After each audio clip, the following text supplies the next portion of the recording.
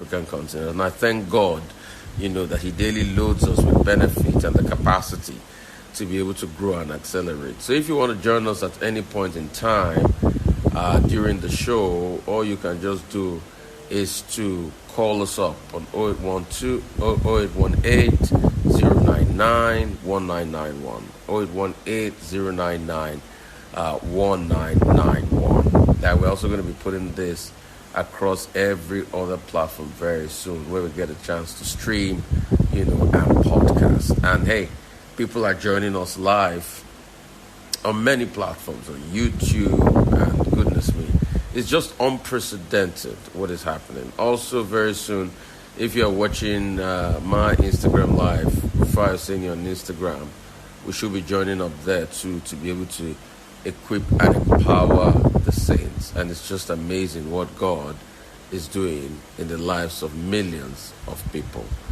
God bless you. It's a powerful Sunday. Welcome once again. You see, we started a series last week, and we started to talk about what is going on the African continent.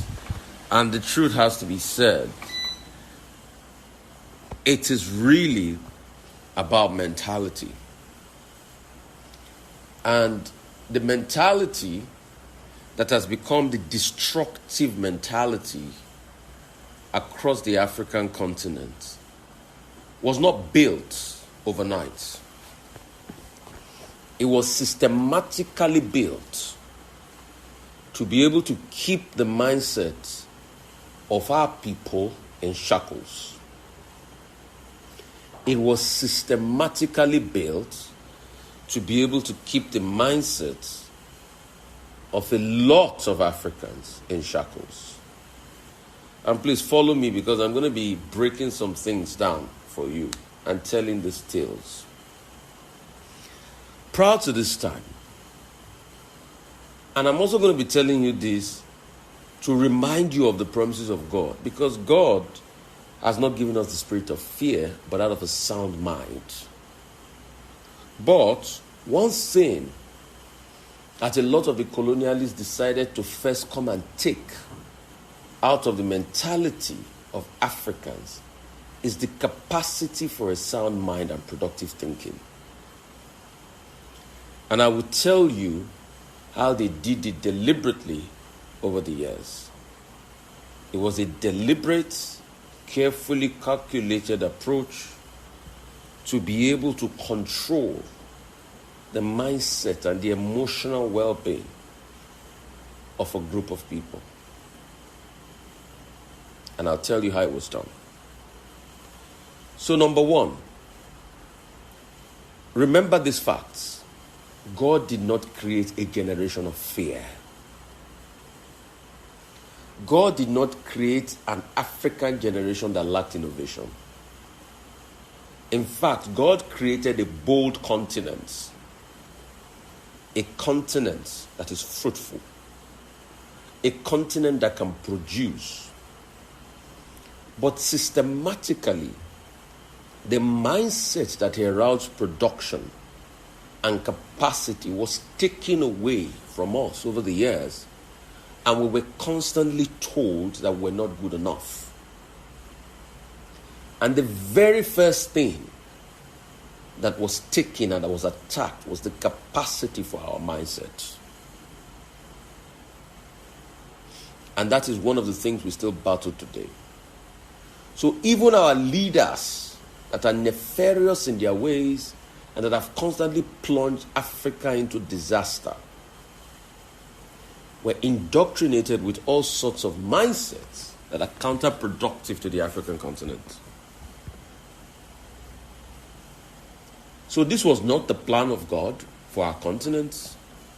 The plan was God for us to do exceedingly well and be a beacon of hope and prosperity.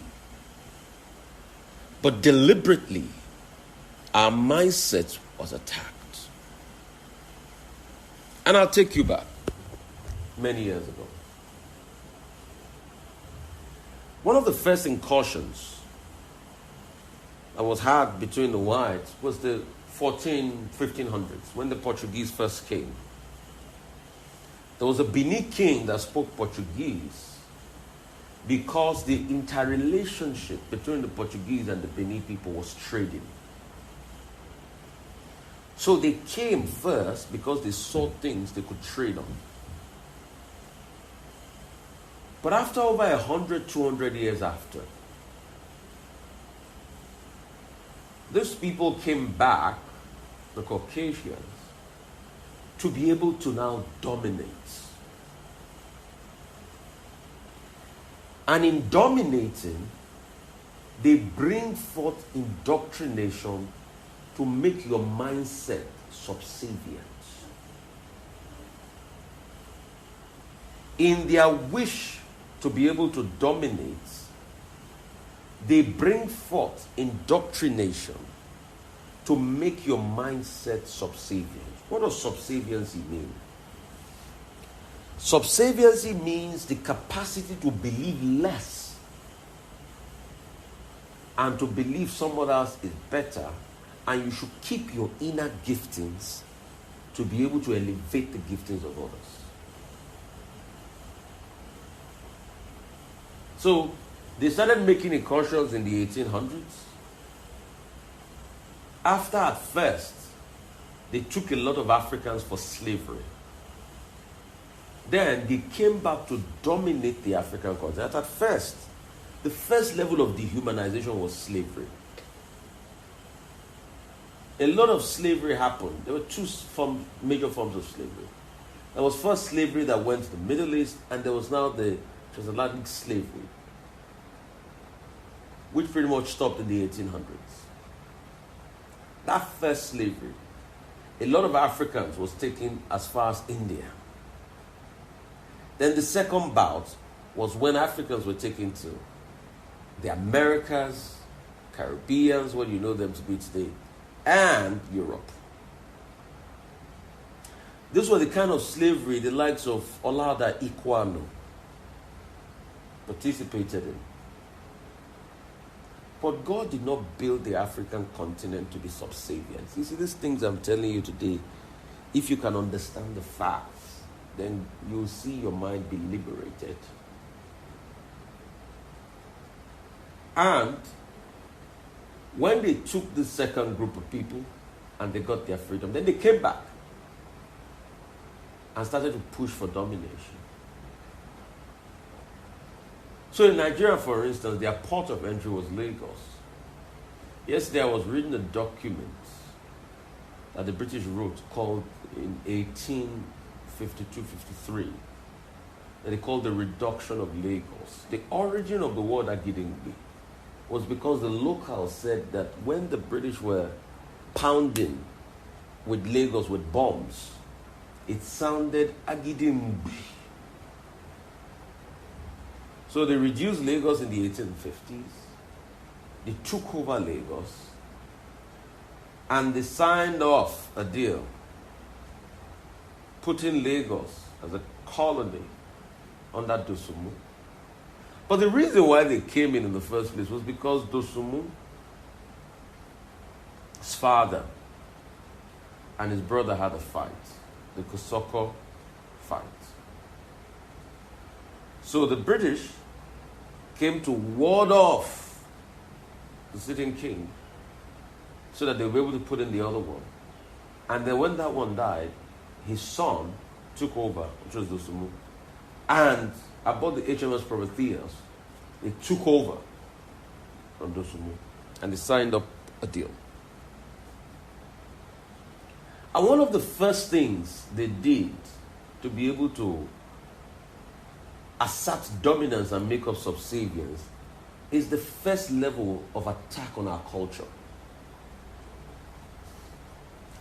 So they started to tell us that our culture and our way of life was not good enough. In fact, they started to use words like primitive on our consciousness. So we started to feel that whatever we knew before was not good enough and were primitive. And this was an African continent that was a really very empowered continent.